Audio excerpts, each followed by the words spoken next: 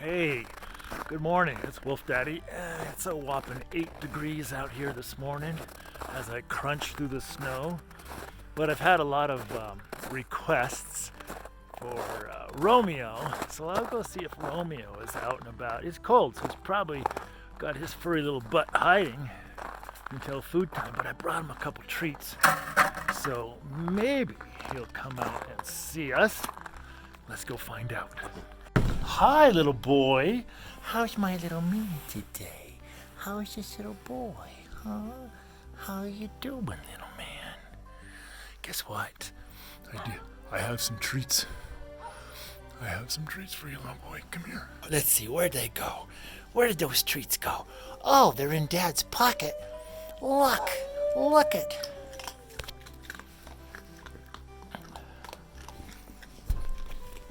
It's pretty crunchy. Pretty crunchy. I'll put them right there. There you go.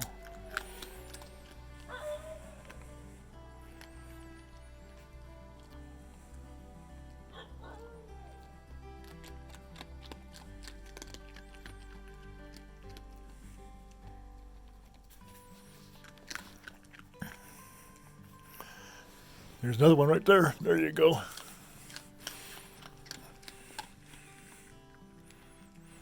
Is that good? Uh-oh. Get a drink.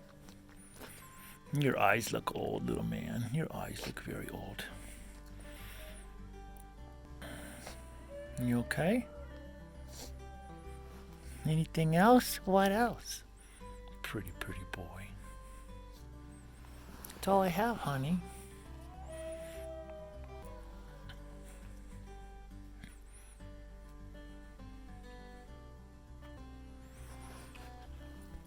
Say something. Don't just stand there and look cute.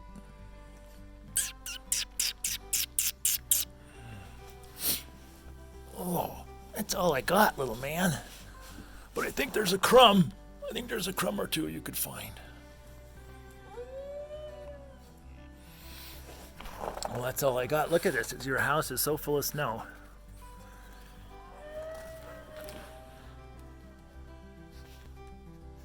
Just Daddy's fingers, hon. I'm sure it's hard for you to tell, but boy, oh boy, he's an old guy. And it's so sad to see him get so old. I got other people to care for right now, little boy. I'll talk to you later. Oh, wait a minute. I just found another treat. Look at that. I'll throw it over there. Go get it. Right there. Oh, it's time to go hunting. Right here, baby. Right there. There it is. No, it's over here. You see? No, it's right there. You'll find it.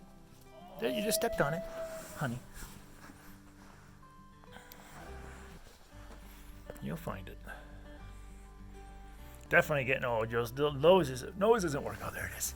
He's gonna find it. There it is. Crunchy. There's still another one. See you later, buddy. One of those days today, just got a bit of a gut ache. Yesterday and today gave me a really clear view of why I love animals so much. Because the human animal sucks. Not all of you, but so many people just, it's like, oh my God, folks. But anyway, I'm really happy and to see the outpouring of love and compassion for all the animals that are suffering in Australia and those that have passed from these horrid fires. Can you just imagine what it would be like if we had fires like that in the United States with all of our national parks and the trillions and trillions of animals and trillions of acres? Very scary. Thank God it was raining a little bit there. But anyway, I'm gonna get to work. Things going on. I gotta go feed some animals.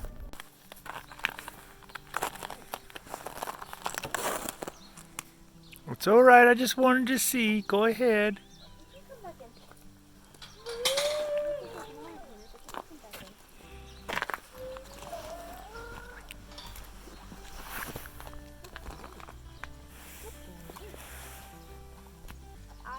attention to you.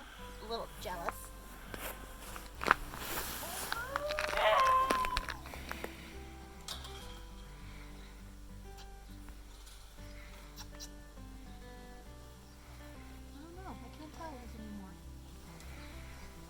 Can you toss me a treat so I can break it? How do you get them out? Oh, I zipped it. Over here, you gotta come inside. Good boy. Good boy. Can I touch you on your butt? Good boy. I don't have any more right now. You're doing really well. Yeah, you're doing really well. Just don't take my hand. You can come inside. We're just hanging out.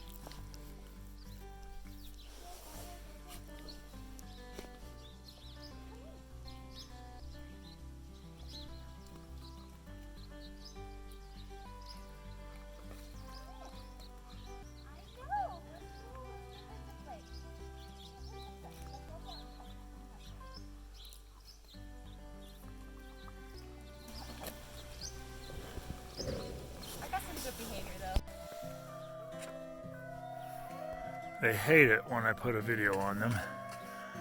But they're gonna stick around for the moment. They're after that bone right there. Ravens and wolves have a symbiotic relationship, if you didn't know that. Wherever you find wolves, you find the ravens.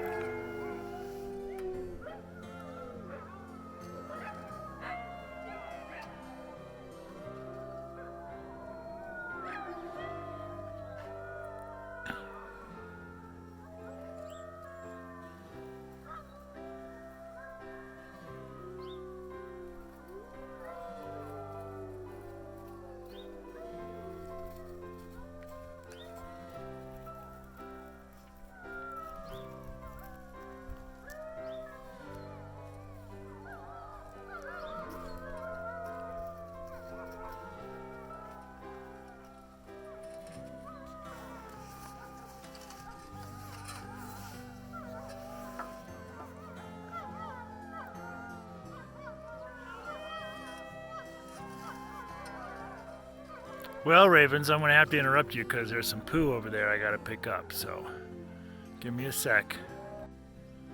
All right, I'm done. Go ahead and go back to your little bone.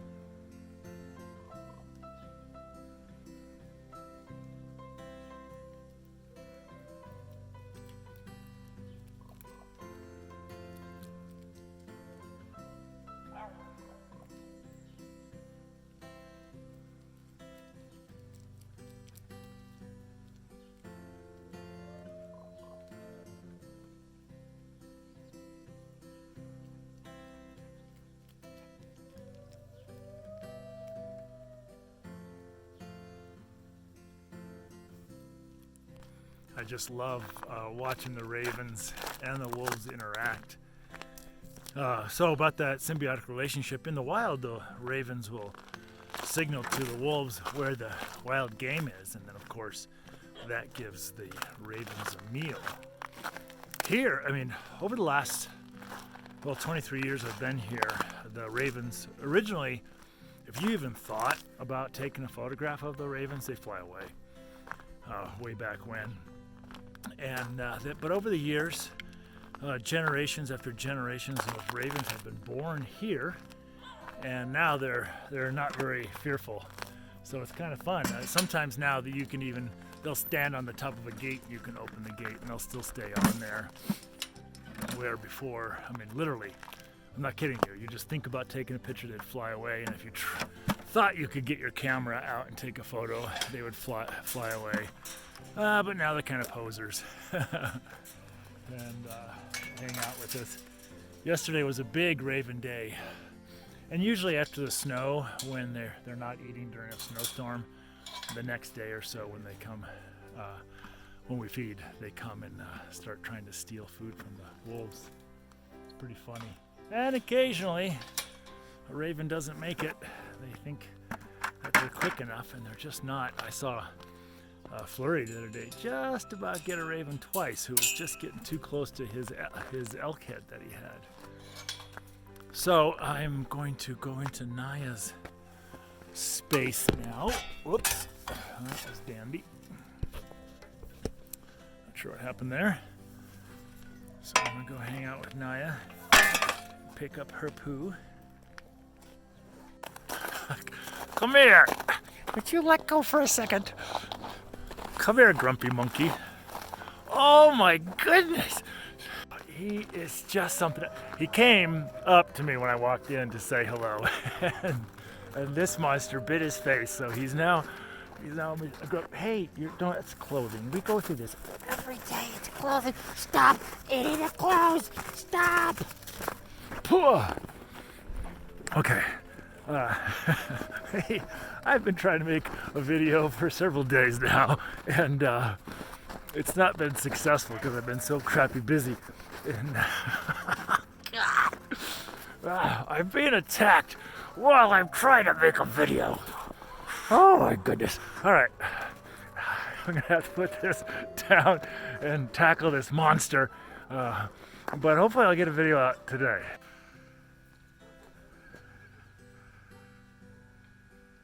Stalking me. Walk slowly. Licking its lips. Ready for the kill. I tweaked my back yesterday, slipping on the ice. So it's hard to get around. Oh.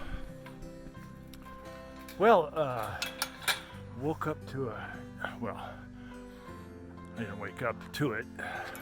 It came after I woke up, the sunrise this morning, and it was so beautiful. Reds and oranges and yellows. And now the sky.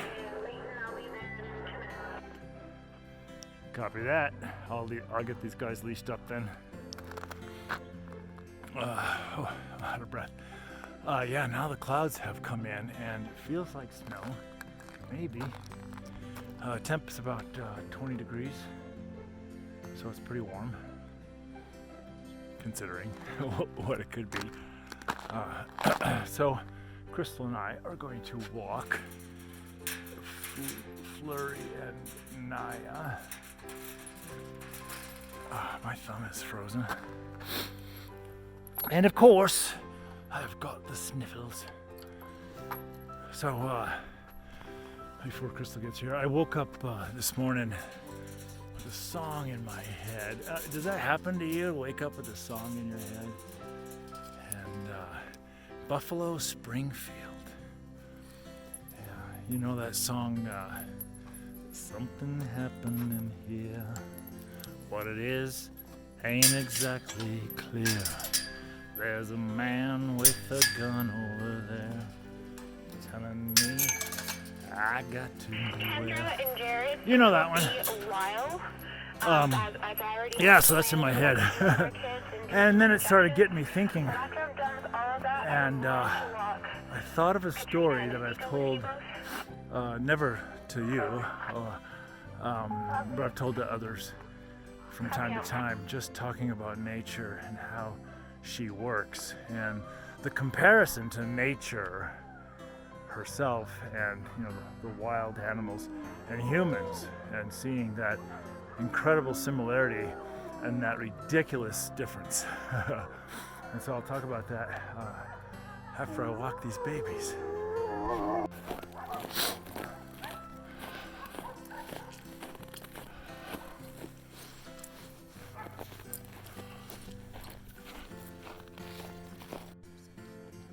Oh, your leash is on your leg there, baby.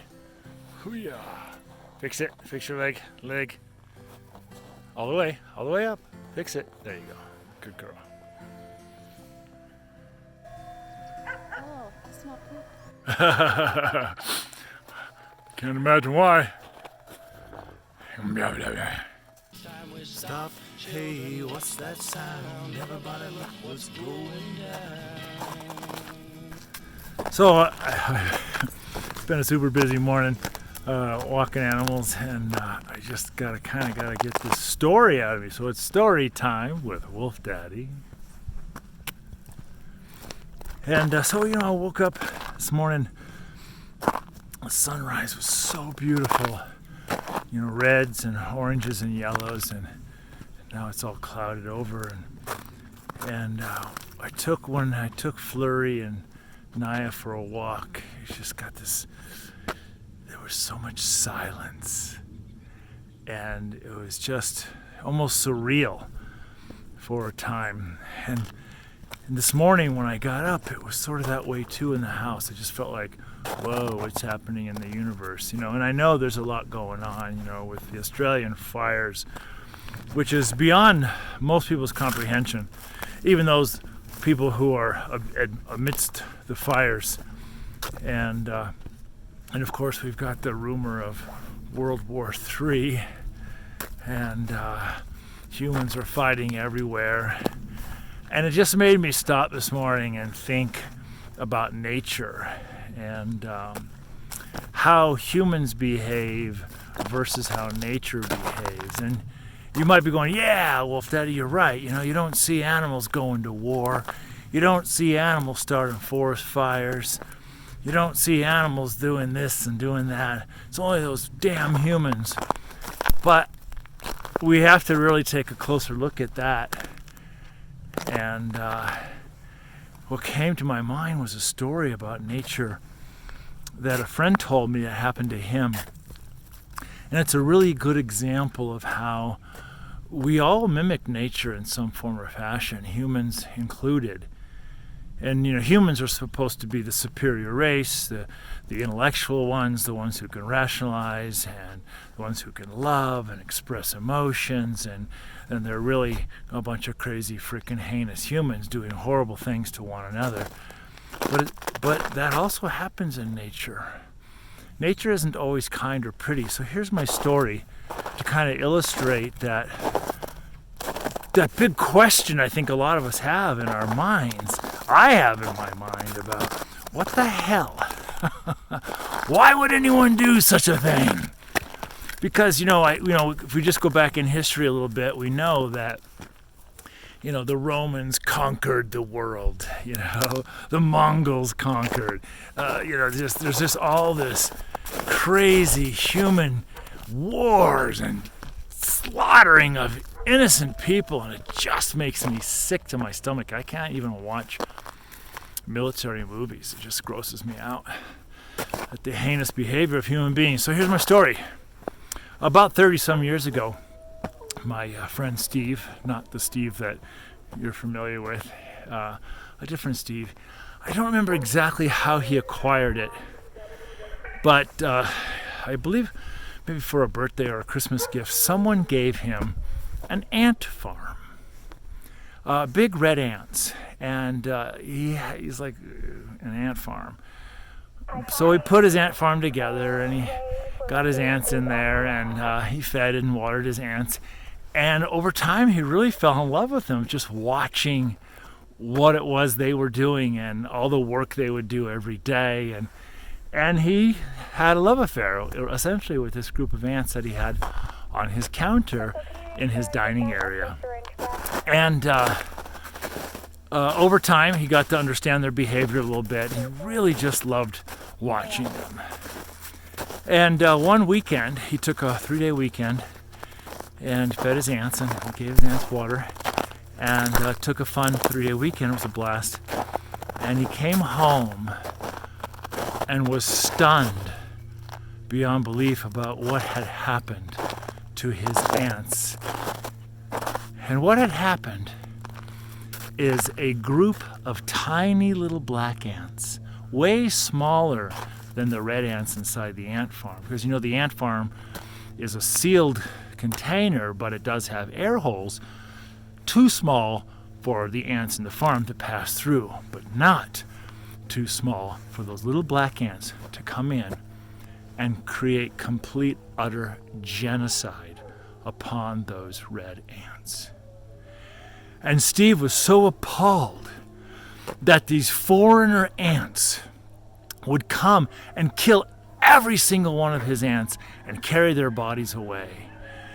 And it just enraged him, so he grabbed a can of ant spray and he began to spray the trail of ants that led from his second-story apartment window to his ant farm. So he worked his way backwards.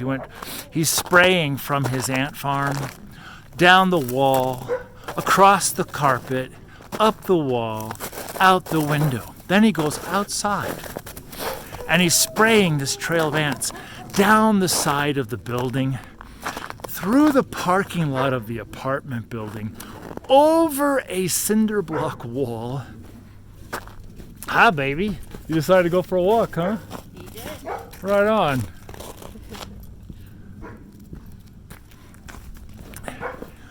Over the cinder block wall, down the cinder block wall, through a field, and there he found the colony of little black ants, and he stomped and he burned. Now, that story has two weird parts.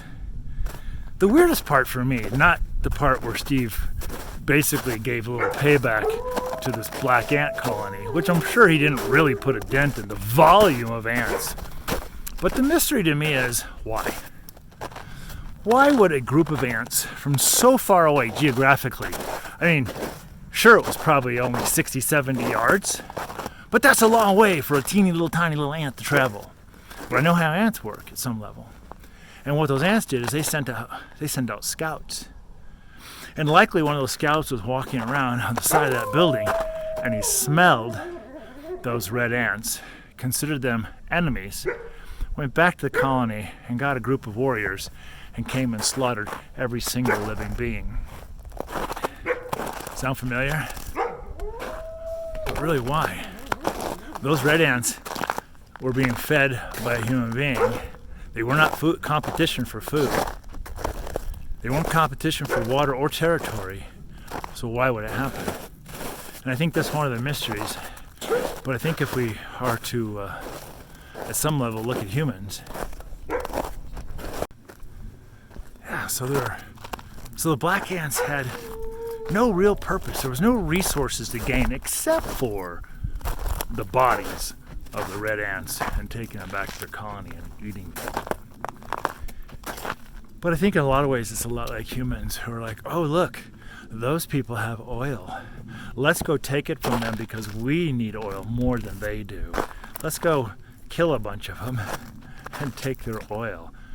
But we do it differently. We do it with these wacky political measures and false treaties and agreements and things like that. But still, nonetheless, humans aren't much different than nature in so many ways, except that we're supposed to be the smart ones. And so why can't we figure that out? But it's not just the ant world.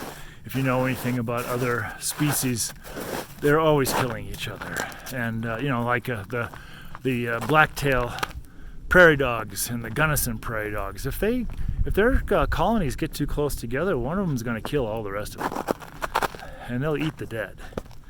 And so it happens in nature. But it happens in nature, I think, a little bit differently. And if we're supposed to be the superior species, why aren't we just like thinking about stuff? Why aren't we shaking hands? Why aren't we making agreements that we can keep? Treaties and contracts that we would actually keep? It's probably just mostly because humans are so devious and selfish. But I don't think the animals are devious and selfish. I think they're very straightforward. I think there's a boatload of honesty that comes out of them.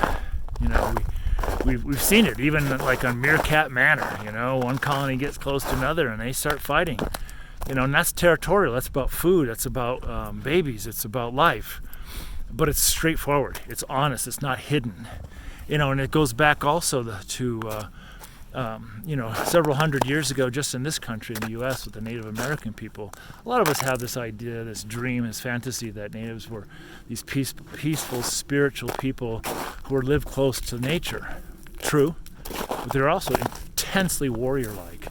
Think of the Comanche, one of the greatest warrior tribes on this continent, and the Huron and the Erie and Iroquois and all these others that were constantly warring and doing terrible things to the people they'd capture, torturing their neighboring tribe members, setting them on fire alive, and cutting off their eyelids and tying them to anthills. None of that's pretty. Sorry, I'm not trying to create this horrible picture, but the truth is that happened, and it happens. But the difference is the honesty within it.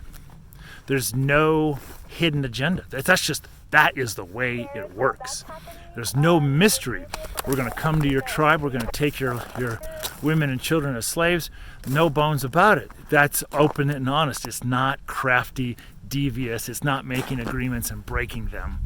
So I don't know. Maybe now I'm rambling, but I'm hoping I'm giving you a little bit of food for thought. Just to know that, yeah, we're supposed to be the superior species on this planet. We have the absolute positive ability to be straightforward and honest, but humans are not. And that's the biggest difference between humans and the rest of nature. These wolves, they're straightforward. They create boundaries. You violate the boundary, someone's getting hurt, and it's going to be the one who violated the boundary. And they don't break their treaties. They don't break their promises. They stay steadfast, true to who they are as a person, as a being, as a wolf. Your dogs, your cats, they're honest people. Yeah, they might be devious too, get into your trash and go, me? I didn't do that. But we know them. We know their agenda. Their agenda isn't to be backstabbing, evil, conniving. They're straightforward. They're honest people. So if humans could learn to be as honest as nature is, so straightforward as nature is, in every aspect, be that in our lives, day to day, our relationships with each other and our loved ones, and with our animals, be straightforward. When I was a new dad, I talked to my uncle about being a new dad. He said, here's the deal, never break a promise. If you tell your kid that they're going to be punished like this for doing that, and they do that and you don't punish them, you've broken a promise, you've created a monster. Because now they're not going to believe you or even trust you in some of those instances. And I think it's really, if we're bold-faced honest at all times, super hard to do. We know it's super hard to do. And we can do that, though, with integrity and tactfulness. But very hard to do in most cases. But anyway, that's my ramble. That's my rant. And that's the thought I had for the day. It's just like, let's don't think that nature doesn't war. It doesn't fight for territory or food or sex, resources. It absolutely does, and so do humans. The difference is that it's straightforward, honest, and there's no secrets about it. So, hello, lovey-dove. Thanks for saying good morning. So anyway, my friends, let me leave you with that. I hope that you enjoyed this moment, and there was a lot of different things going on before I got to tell my little story today. But think about Steve's ants and just the journey that one little scout did to just slipped. That one little scout that probably walked by his windowsill and caught whiff of those red ants and said, aha, could be food, could be an enemy. What are they? Let's take them all down. And gosh, couldn't we have just had a discussion about it? Couldn't the red ants say, hey, we're happy here, we're never leaving? But it wouldn't have mattered to those black ants, would it? Because they're doing what they do. Straightforward, honest, and to the point. You, do what you got to do. Have a fabulous day. Pray for Australia. Pray for the world. Let's see if humans can just muster up a lot more honesty in their day-to-day business. And let me tell you, I love you guys. I appreciate you. My YouTube friends, please give me a thumbs up. Please share. I need those algorithms, so thumbs up, thumbs up, thumbs up. And share videos, because that just helps the word get spread wider, as I want to show a lot of stuff about love and nature and these beautiful animals. And now I need to get back to work, and I forgot where I put my poop bucket. I think it's back this way. Take care.